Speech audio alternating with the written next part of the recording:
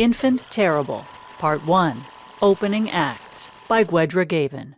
Overture. Son, don't call me son. Put your drawers back on, a TSA official said, reaching for me with blue latex gloves. I knocked his hand away. Fuck off. It was just a matter of time before they arrested me now. With my jeans around my ankles, I couldn't run anywhere if I wanted to, and I was too aggressively hungover to want to. Take a picture, it'll fucking last longer, I snarled to a woman nearby who was wearing a scandalized expression and covering her toddler's eyes. I was, after all, standing in the security line at the Denver airport wearing nothing but a pair of sunglasses. Anybody who wasn't busy covering their kids' eyes was taking a picture on their ubiquitous camera phones. No way it wasn't ending up on Facebook. I wondered how I must look to the soft, normal eyes of the soft, normal people around me. 6'2", and every inch looking like the aging punk wannabe I was. Blue-haired, covered in tattoos, wiry and feral, and 3 years past his expiration date. I was getting too old for this shit. 30 years old was too old for this shit, and I'd been 30 for a good 5 days now. It was all pretty much the same day, repeated over and over. I'd wake up, remember I was 30, and spend the rest of the day trying to forget it. I should have gone into legend, tragically young at 27, cutting short my own potential with drugs and alcohol and, if necessary, a shotgun. But it was too late for that now. Now I was 30. Suicide wasn't going to turn me into a legend. It would just make me another loser who died trying. My cell phone rang. I could hear it somewhere in the depths of the tub beneath my shoes and my jacket and my belt and everything else I'd obediently handed over. I reached for it and pressed it to my ear. Hello? Hey, is this, Damen Warner? A voice on the far end of the line asked. Yeah, it's me. This is Houston with C3 Presents. Did I know a Houston? I couldn't remember. Cool, talk fast. I'm about to get arrested, I told him. You want to play Lollapalooza? Sorry, dude, what? Say again? I thought you just asked if I wanted to play Lollapalooza. I did. Huh.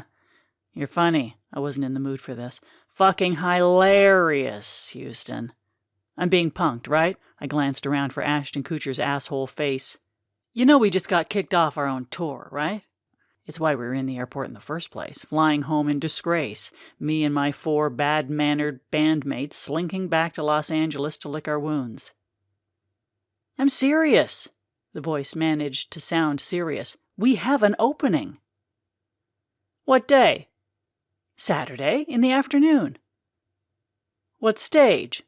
Does it matter? Yes, it fucking matters, I snapped, dodging the groping hands of TSA agents and the uncompromising eyes of disapproving bystanders. You banish us to Perry Tent and they'll laugh us off the stage. We're a metal band, not some 16-year-old playing dubstep from a MacBook. It's not Perry's stage, trust me. I'm aware of your sound. We have an artist that's threatening to walk, and we need someone local.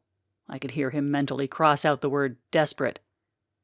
We were desperate, all right, and Houston knew it. Everybody knew it. Our label had dropped us. Our manager had gone missing, and our agent wasn't returning my calls. We were deader than rock and roll. Yeah, well, Houston, we got a problem. We're not local. We're in Denver right now. But you're all from Chicago, right? Got people there? Family? Pay 'em a visit for a few weeks. Hard pass.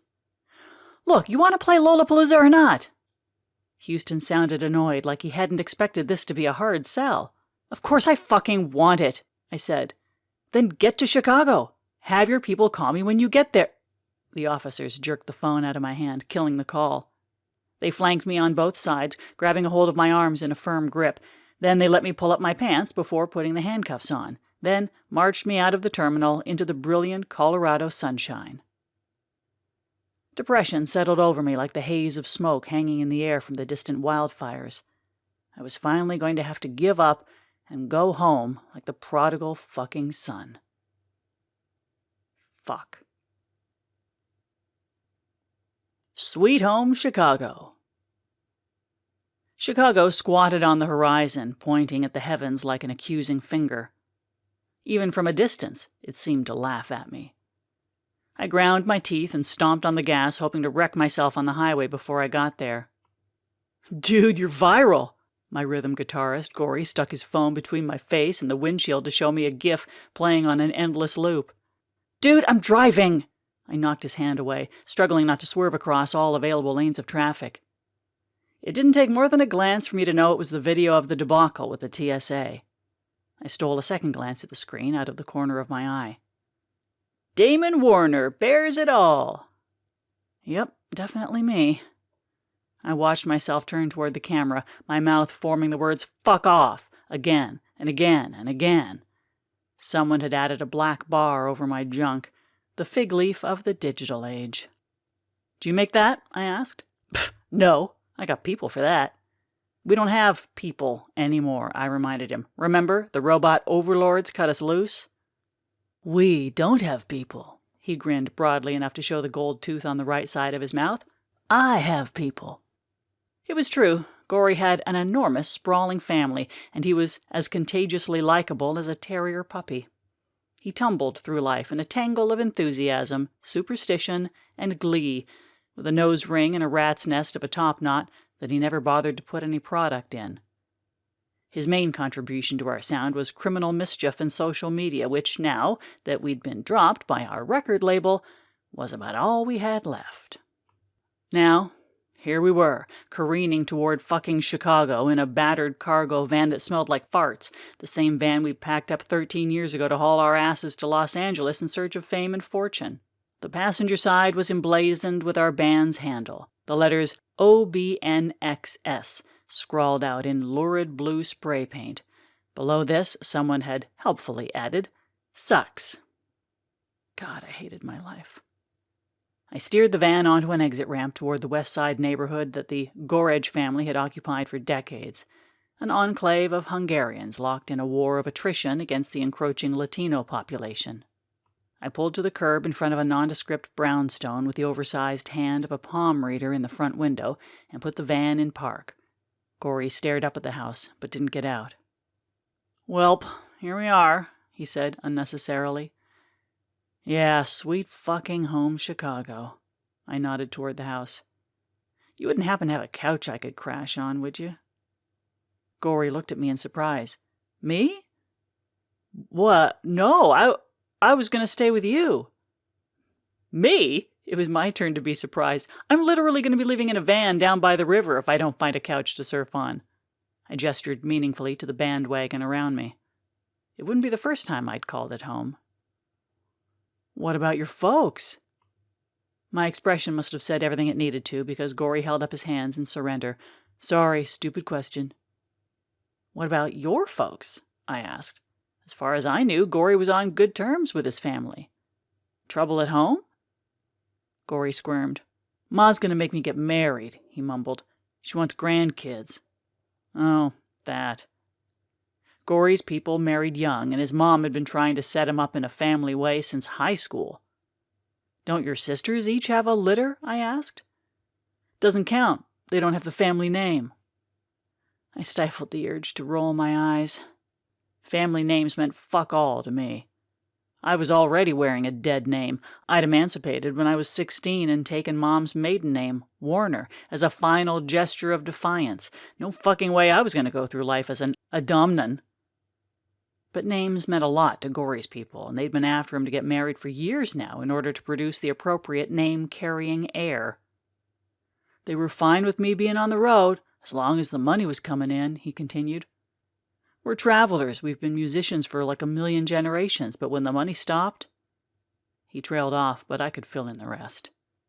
Gory stared up at the palm reading sign as if it really did hold the future and cracked his fingers. "I ought to just get it over with. I'm almost 30. Fuck, don't remind me.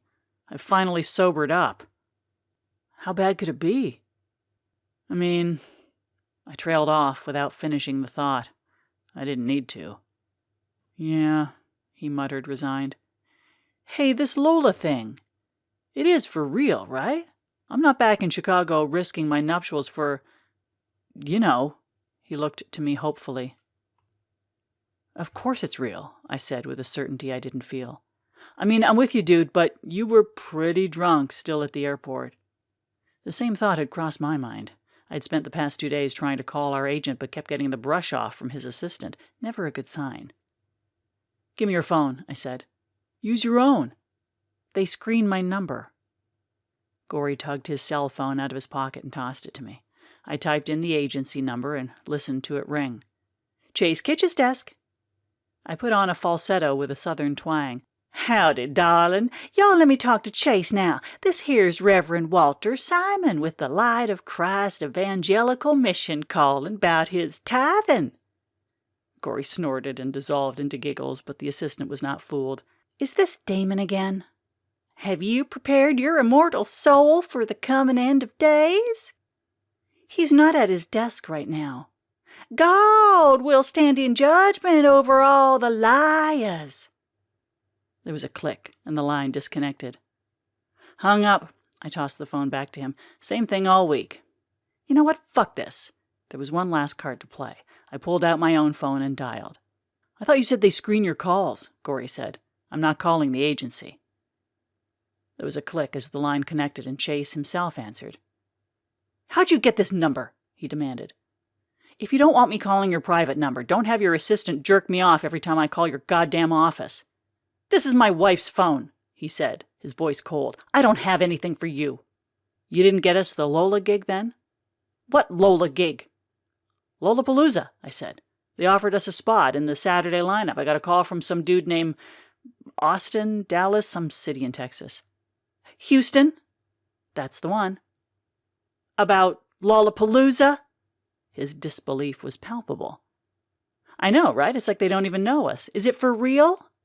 We're in Chicago now. We're fucking trapped here if there's no gig. Is that a promise? You want to be smart or you want to do your fucking job? I demanded. There was an annoyed silence on the far end of the line. I waited him out. I'll see what I can find out, Chase said at last. Just stay put. Fuck, Gory said. Fuck, I agreed. Stephen? Is that you? I thought I saw your van. A dark-skinned woman rapped on the window with her knuckles, then turned back to the house to shout, It's him! Stephen's back! He's back! Gory sighed without turning. Hey, Ma. A flood of women and children poured out of the house to surround the bandwagon, pressing their noses and fingers against the passenger side windows for a glimpse of their wayward son. The door yanked open from the outside, and a surge of hands reached inside to paw at Gory's clothes like they were trying to pull him from a burning wreck. Hang on, he protested, struggling to untangle himself from the seatbelt, a task made even more difficult by the fact that his ma had both arms wrapped around his head and was smothering him with a storm of kisses. Ma! I can't see! Gory's ma backed off incrementally, and he cast a pleading look in my direction. Gory's ma seemed to notice me for the first time, and scowled. Oh, it's you! She spat on the back of her 2 fingers like I'd seen Gory do 100 times when he wanted to ward off bad luck. His entire family was an old-world kind of superstitious. Gory himself still gave me grief for getting the Ouija board alphabet tattooed across my chest. I gave her a limp salute. Hey, Mrs. G. You're the one been keeping him away from us. Leave him alone, Ma. We finally got him back. Don't be coming round here trying to spirit him away again. God, Ma. He gave me an apologetic look. Guess this is it. See you on the flippity-flop. With a click, he unbuckled his seatbelt and was immediately swept out of the van on a familial tide. He turned a wide-eyed backward glance toward me and mouthed the word, Help! Before the Gory clan dragged him up the steps to the front door and disappeared inside. And just like that, I was alone. Again. Gory could joke about his family all he wanted, but at least they wanted him. I tried to imagine my own family wanting me that much, and failed. No one was going to drag my ass out of the wreckage of my life to welcome me back into the fold. I was a bastard son. The man I grew up calling my father had met my mother on the day I was born. A police officer who just so happened to be riding the same train as my mom when she went into labor. He delivered me into the cruel world, but had played no part in my conception. Later, he and my mom got married and had 2 other legitimate children, a boy for him, a girl for her. One big, happy family, perfectly complete, without me in it. I surveyed the bandwagon and considered my options. I hadn't been kidding about living in it, but the cargo cabin was packed wall to wall with gig cases, and the thought of sleeping upright in a driver's seat for 4 weeks until Lollapalooza made me want to stab myself in the eye. I wasn't sure I wanted to be parking thousands of dollars of instruments and gear on the streets of Chicago in the swelter of summer heat anyway. I was going to have to find a place to stash it, and with a sinking sensation in the pit of my stomach, I already knew where that place was going to be. I picked up my phone and dialed before I could talk myself out of it. "Yo," a male voice answered over a connection that sounded like a speakerphone. "Quetzales? It's Damen." "Well, shit." He drew out the word as if annoyed, but I could hear a smile in his voice. "What's up, buddy?" 30 years ago, Dave Quetzales had been the Chicano punk kid who lived next door. Mom hired him to babysit me while she was working on her doctorate, and he'd practically raised me. Now he was nominally employed as the family driver, but in truth, he was part of the family. "I need my keys," I said. "You still got 'em?" "Sure, I still got 'em. You back in town?" Quetzales sounded surprised, but not displeased. "Yeah, for a few weeks, whether I want to be or not," I muttered. "Do me a favor, don't tell anyone I'm here." There was a pause on the far end of the line, and then, "Well, no one will hear it from me. I'm up in Glencoe right now. Drove your mom up for a wedding at the Gardens. I can message you when I'm back your way. Where are you staying?" "I'm still trying to figure that out," I said. "Right now I just got to get into my storage unit to stash a bunch of gear." "Ah," Quetzales said. "I'll let you know when I'm headed your way. Just sit tight." As if I had any fucking choice. Perfectly